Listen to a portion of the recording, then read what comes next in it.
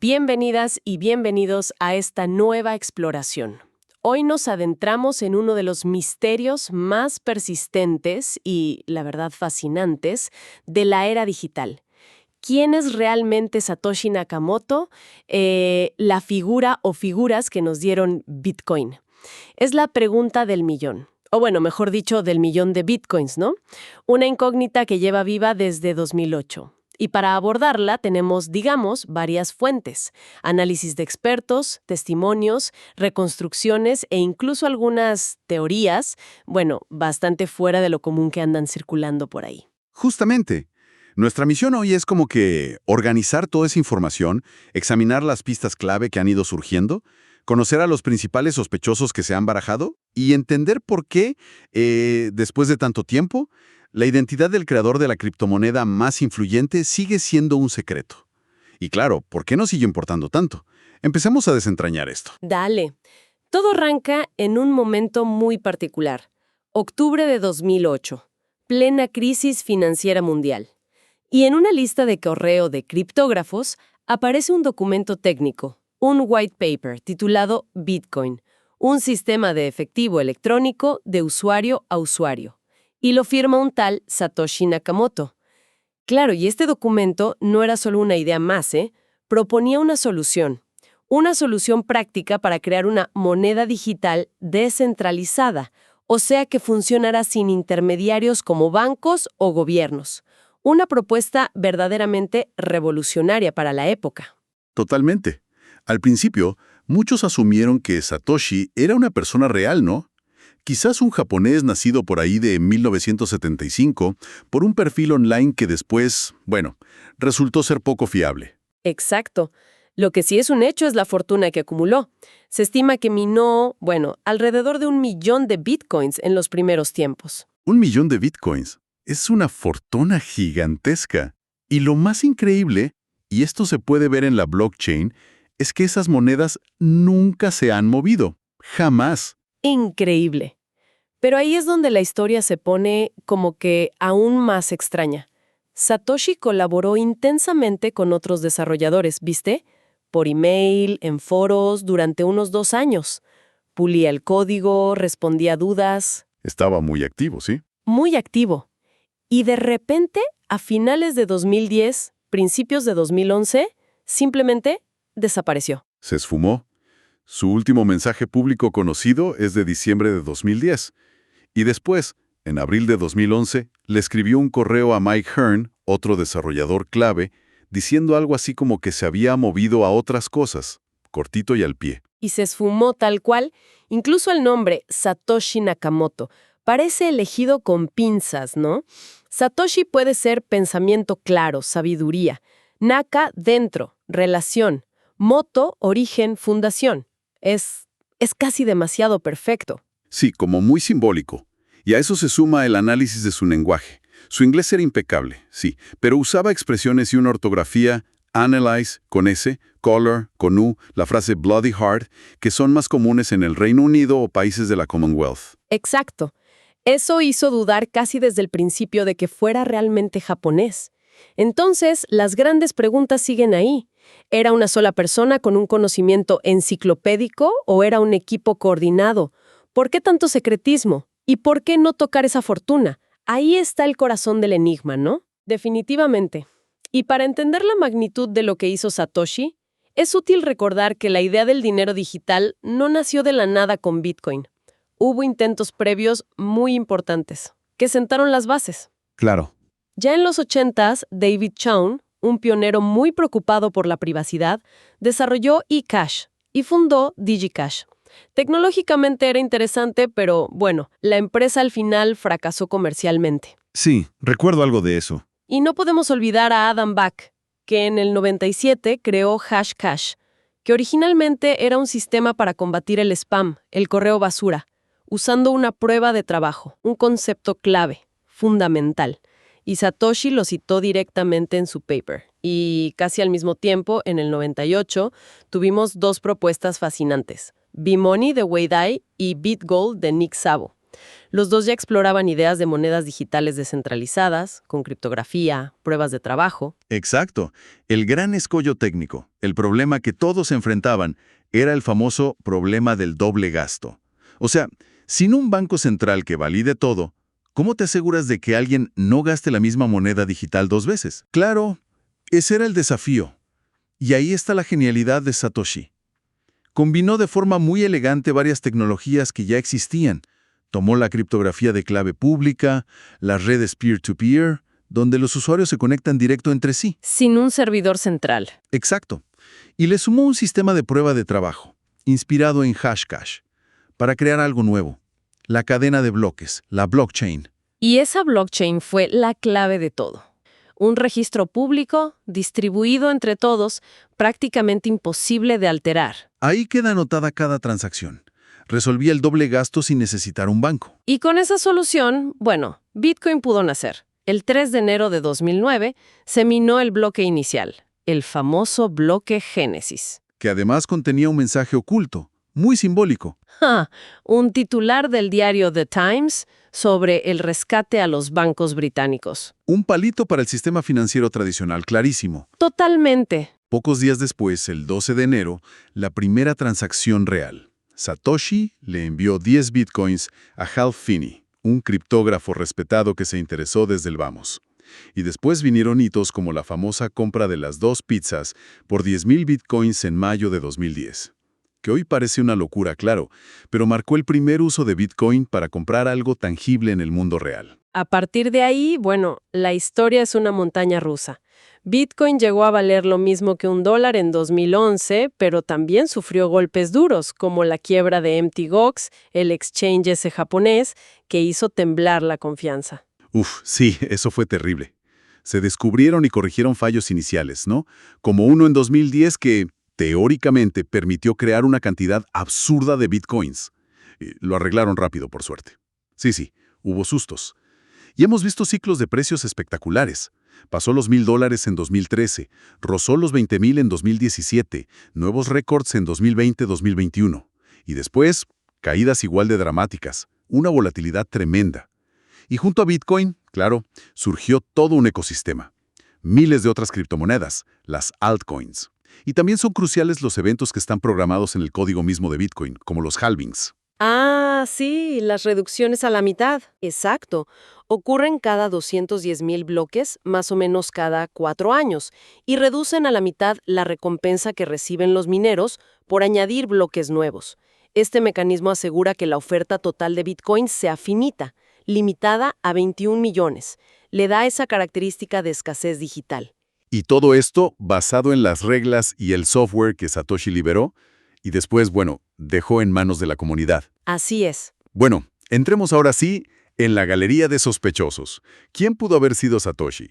Una teoría que siempre estuvo ahí es que no fue una sola persona, sino un grupo. Es que crear algo tan complejo toca criptografía avanzada, teoría económica, redes, programación. Parece una tarea titánica para uno solo, ¿no? Sí, es una idea bastante razonable. Se apoya en análisis como el de Sergio Lerner, un investigador que estudió los patrones de minería en los primeros bloques. Él sugirió que una única entidad minó una cantidad muy, muy grande de esos bloques iniciales. Eso podría indicar una operación coordinada o al menos un esfuerzo muy concentrado. Interesante. Y claro, no falta la teoría del acrónimo. Esa que es más divertida. Samsung, Toshiba, Nakamichi, Motorola. Esa es buena, sí. Pero no hay ninguna evidencia real que la respalde. Es más un juego de palabras. Claro, una curiosidad. Pasando a los candidatos individuales, primero hay que mencionar algunos que fueron señalados pero después descartados. El caso más famoso es el de Dorian Satoshi Nakamoto, un ingeniero californiano de origen japonés. En 2014, una revista lo señaló como el creador de Bitcoin, básicamente por el nombre. Sí, fue terrible para él. Un acoso mediático tremendo. Y él negó vehementemente tener nada que ver, dijo que ni siquiera sabía bien qué era Bitcoin. Fue un episodio lamentable, la verdad. Totalmente. Y también ha habido varias personas que a lo largo de los años dijeron, yo soy Satoshi, pero ninguna pudo presentar la prueba definitiva, la prueba de fuego. mover alguna de las monedas del millón original de Satoshi o firmar un mensaje con las claves criptográficas privadas de esas primeras direcciones. Sin eso, son solo afirmaciones. Exacto. Entonces, ¿quiénes son los candidatos que se consideran más serios? Un nombre que siempre aparece es Hal Finney. Como dijimos, criptógrafo pionero, activo en la lista Cypherpunk donde nació Bitcoin, recibió la primera transacción, colaboró con Satoshi, además había desarrollado un sistema precursor, el RPOW, prueba de trabajo reutilizable. Finney encajaba en muchos aspectos, sí. Conocimiento técnico, participación temprana, la filosofía, pero él siempre lo negó categóricamente. Falleció en 2014 de ELA, y quienes lo conocieron insisten en su integridad. Un punto técnico en contra quizás es que su estilo de escritura y su inglés eran marcadamente americanos. Mientras que el de Satoshi tenía esos giros británicos. Sí. Otro gigante de la criptografía que siempre está en la lista es Nick Szabo, conocido por proponer BitGold en 1998, un concepto muy parecido a Bitcoin. Muy parecido. De hecho, una investigación de lingüística forense de la Universidad de Aston en 2014 dijo que su estilo de escritura era el que más se parecía al del white paper de Bitcoin. Él también lo negó siempre. Szabo es un candidato fuerte por su historial, sin duda, pero hay detalles que generan dudas. Primero, como Finney, su inglés es americano. Pero quizás lo más revelador o lo más comentado ocurrió en una conferencia privada en 2015. Según gente que estuvo ahí, Szabo como que pareció no entender del todo que Bitcoin, gracias a su lenguaje de scripting, podría ser Turing completo. O sea, capaz de ejecutar programas complejos como los contratos inteligentes. Exacto. Incluso sugirió usar Ethereum para eso. Para alguien que supuestamente diseñó Bitcoin desde cero, no captar esa capacidad inherente resulta, como mínimo llamativo. Sí, ese detalle sobre la Turing completitud es fascinante, porque toca el corazón del potencial de la tecnología. Bien, eso nos lleva a otro candidato cuyo trabajo fue citado directamente por Satoshi, Adam Back, británico, creador de Hashcash. Parece encajar bastante bien, ¿no? A primera vista, sí. Es británico. Su trabajo fue una inspiración directa, como decís. Cumple varios requisitos. Sin embargo, su rol posterior como CEO de Blockstream, una compañía muy influyente en el desarrollo de Bitcoin, de BTC, ha generado controversia. Bueno, Blockstream ha defendido firmemente mantener limitado el tamaño de los bloques de Bitcoin a 1 megabyte.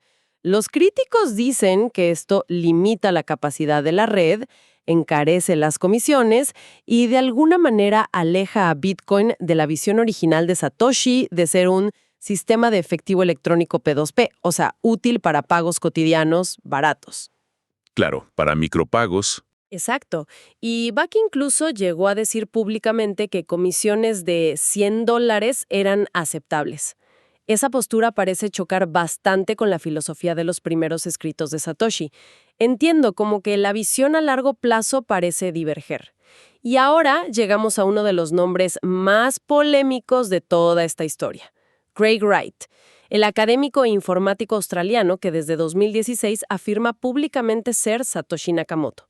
Sin duda, el más controvertido de todos. A ver, Wright demuestra un conocimiento técnico de Bitcoin que es increíblemente profundo. Incluye detalles muy específicos, muy oscuros, como el uso del lenguaje Forth en los scripts internos de Bitcoin, algo que poca gente maneja. Ajá. Y su visión de cómo escalar Bitcoin para que maneje un volumen masivo de transacciones a bajo costo, sí parece alinearse con lo que Satoshi escribió al principio.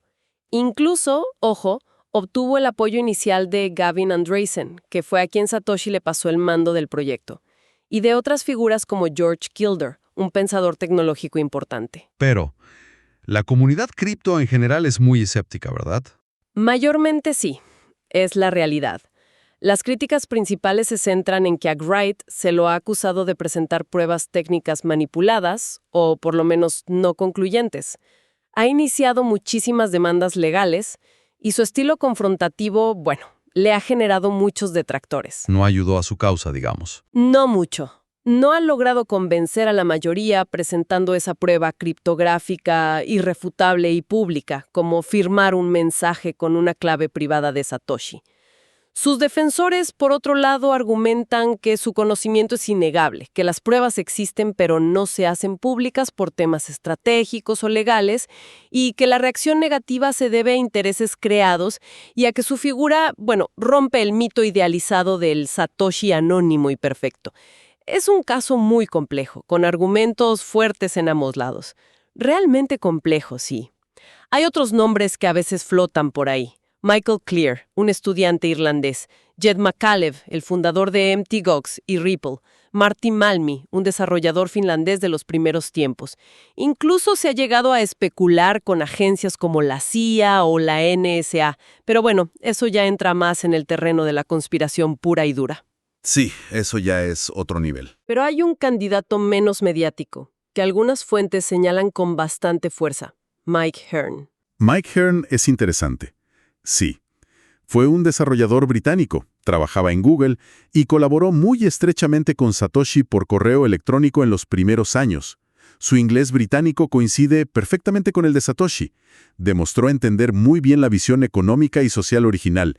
Defendía bloques más grandes para mantener las comisiones bajas. O sea, alineado con la visión inicial. Totalmente. Algunos analistas incluso sugieren que su larga correspondencia con Satoshi casi parece un diálogo socrático, como si una sola persona estuviera usando ese intercambio para explicar sus propias ideas. Y además, hay un detalle curioso. En una discusión online en 2015, tuvo como un lapsus y dijo, yo acuñé el término, refiriéndose a Simplified Payment Verification, o SPV. Uy, ¿eso qué es? Es básicamente una forma ligera de verificar transacciones, un concepto clave que introdujo Satoshi en el white paper. Que Hearn dijera, yo acuñé el término, llamó la atención. Lingüística y técnicamente es un candidato muy compatible, aunque él también lo ha negado. Y de hecho, se retiró del desarrollo de Bitcoin de forma bastante crítica en 2016. Es increíble la cantidad de perfiles y pistas contradictorias que hay. Pero demos un paso atrás un momento. Más allá de la identidad concreta, ¿por qué tanto misterio? ¿Por qué esconderse así? Una explicación poderosa, que mencionan varias fuentes, tiene que ver con la filosofía cypherpunk. Exactamente. Los cypherpunks eran este grupo de activistas y tecnólogos muy activos en los 90 que desconfiaban profundamente del poder de los gobiernos y las corporaciones para vigilar y controlar a la gente a través de la tecnología. Creían firmemente en usar la criptografía como una herramienta de liberación para proteger la privacidad. Tenía un componente ideológico fuerte, muy fuerte. Desde esa perspectiva, crear un sistema monetario descentralizado y seudónimo como Bitcoin no era solo un logro técnico, era casi un acto político. Proteger la identidad del creador era en cierto modo proteger al proyecto de posibles ataques o de que lo cooptaran. El propio Satoshi lo dijo claro. El problema fundamental de la moneda tradicional es la confianza que requiere en terceros, en intermediarios. Tiene sentido. Además del idealismo, pudo haber también miedo a represalias. Se menciona a menudo el caso de Wikileaks, ¿no? Cuando en 2010 les bloquearon las donaciones por los sistemas de pago tradicionales, Visa, PayPal, recurrieron a Bitcoin. Exacto. Y poco después de eso, Satoshi expresó en un foro público su preocupación. Dijo algo como que habían pateado el avispero demasiado pronto. Y esto coincide en el tiempo con que Gavin Andresen comentó que había ido a dar una charla sobre Bitcoin a la CIA. Justo después de esos eventos, Satoshi desapareció de la escena pública. La conexión temporal es sugerente como mínimo, totalmente. Y el anonimato también le da a Bitcoin una cualidad única. Lo hace más resiliente. Al no haber un líder visible, no hay una cabeza que cortar, no hay una persona a la que presionar o demandar o encarcelar para intentar controlar o destruir el sistema. Claro, se vuelve más autónomo. Exacto. Bitcoin se vuelve una entidad más autónoma, gobernada por su código y por su red distribuida. Se podría argumentar que el anonimato no fue un descuido, sino una característica de diseño deliberada, pensada para asegurar la supervivencia y la neutralidad del proyecto a largo plazo. Ahora, en el espectro de las explicaciones también tenemos que mencionar, porque aparecen en algunas fuentes, las teorías más, digamos, alternativas. Una de ellas plantea una visión completamente opuesta, que a Bitcoin no fue una herramienta de liberación, sino parte de un plan mayor de control. Sí, esa es una perspectiva que circula. Según esta idea, a veces vinculada a teorías conspirativas sobre élites globales y demás, Bitcoin se habría creado o impulsado durante la crisis de 2008 como una forma de acostumbrar a la población a las monedas digitales. ¿Preparando el terreno para qué? Bueno, según esta teoría, preparando el terreno para una futura moneda única mundial, centralizada y totalmente controlable. Incluso mencionan supuestas predicciones, como una atribuida al economista Song Hongbing, que apuntaba a 2024 como una fecha clave para algo así. Bueno, es importante exponer estas teorías tal como las presentan las fuentes, ¿no?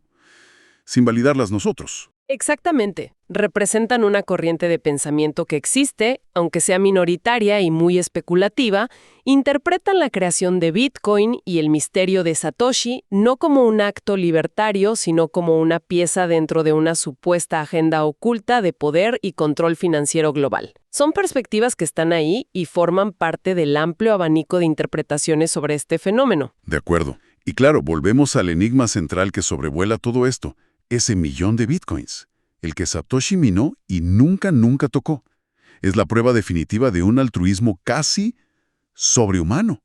Un creador que entregó su invento al mundo y renunció a la recompensa. ¿Esa es una lectura posible, sí? Como un Prometeo moderno. Ok, es la jugada maestra de alguien que sabía perfectamente que mover esas monedas sería la forma más rápida de revelar su identidad y poner en peligro todo el proyecto. O quizás simplemente desestabilizaría el mercado que acababa de crear. Ambas lecturas son posibles y, de hecho, coexisten. Podría ser una mezcla de principios ideológicos muy fuertes y un pragmatismo estratégico muy calculado.